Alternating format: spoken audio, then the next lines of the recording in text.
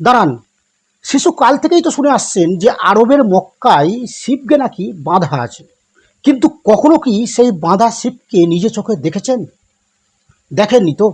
আজকের এই ভিডিওতে সেই বাঁধা শিবকে দেখাবো। তবে তার আগে কিছু কথা বলে নিন। দেখুন, যশোদা মা কিন্তু শ্রীকৃষ্ণকে বাঁধার চেষ্টা করেছিল।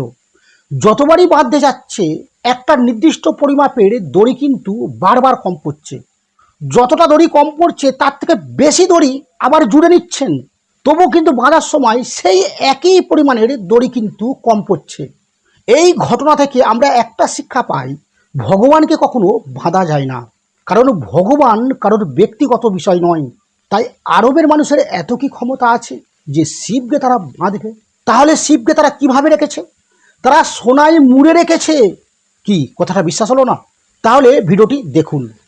এই যে কালো রঙের পাথরটি দেখতে পাচ্ছেন, এটাকেই অনেকে মনে করছেন যে কাবা ঘরে যে 360টি মূর্তি ছিল, যে মূর্তিগুলো মোহাম্মদ ও তার অনুসারীরা মিলে ভেঙেছিল, তার মধ্যেই এই কালো পাথর ছিল সে যুগের শিবলিঙ্গ।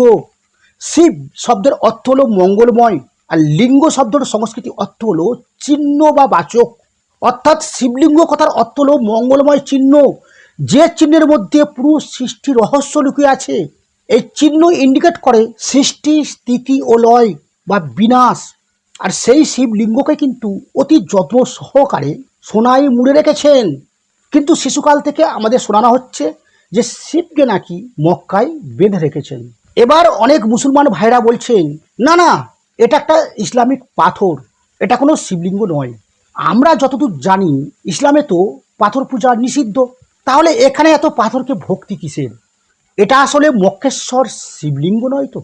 এই কালো পাথরটি কি তাহলে মক্কেশ্বর শিবলিঙ্গ, যে শিবলিঙ্গ ওই 360টি মূর্তির মধ্যে একটি? আর ওই কাবা ঘরে যে 360টি মূর্তি অতীতে ছিল তার প্রমাণ ওনাদের হাদিস থেকেই পাওয়া যায়। একসময় কাবা শরীফে 360টি মূর্তি ছিল, কিন্তু রাসূল সাল্লাল্লাহু আলাইহি ওয়াসাল্লাম বিজয়ী হয়ে সব মূর্তি ভেঙে দিলেন। এবার যেখানে মূর্তি ছিল সেটা তো নিশ্চয়ই মন্দিরই ছিল, তাই না? मैं मक्का मदीना के बारे में अच्छी तरह इसीलिए बोल पाऊंगा कि मैंने 3 बार हज किया है। अच्छा। ओके, मतलब ये इस्लाम में जितना भी इबादत होते हैं, हाँ, जैसे इस्लाम का 6 रुकून होता है, 6 पिलर, जैसे कलेमा, नमाज, रोज़ा, हज, ज़कात और जिहाद, ये 6 पिलर होते हैं। तो उसमें जो हज होता है वो भी एक सुप्रीम इबादत माना जाता है। 3 बार हज किया था। वो जो ब्लैक बॉक्स जो है, काला बक्सा मैं बोलता हूँ, वो असल में एक तरह का मंदिर हुआ करता था। वो लोग इतना कट्टर है मूर्तियों के विरुद्ध, इस्लाम हमेशा मूर्तियों के विरुद्ध ही रहा है। उसका सबसे बड़ा प्रमाण है, आप उठा के देख लेना, कि मोहम्मद जब मक्का को कैप्चर किया था, उन्होंने पहला काम यही किया था कि काबा जो है, जो मक्केश्वर बोला जाता था, मक्केश्वर एक मंदिर हुआ करता था, उसके अंदर 365 मूर्तियां हुआ करते थे, जिसको मोहम्मद ने खुद तोड़ा था। আমি বলেছি হিন্দুর টাকা দিয়ে মসজিদ জায়েজ, আরে আপনার কাবা ঘরই তো হিন্দুর টাকা দিয়ে করা আছে। মোহাম্মদ সাল্লাল্লাহু আলাইহি সাল্লামের বাপ দাদারা কাবা ঘর নির্মাণ করেছেন, তখন তো কেউ মুসলমান হয়নি। এবার আপনারা বলুন, ওই যে কালো পাথরটি আসলে কি হতে পারে?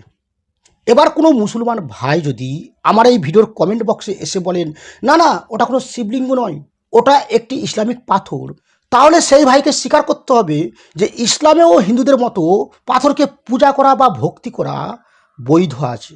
স্বীকার করবেন তো?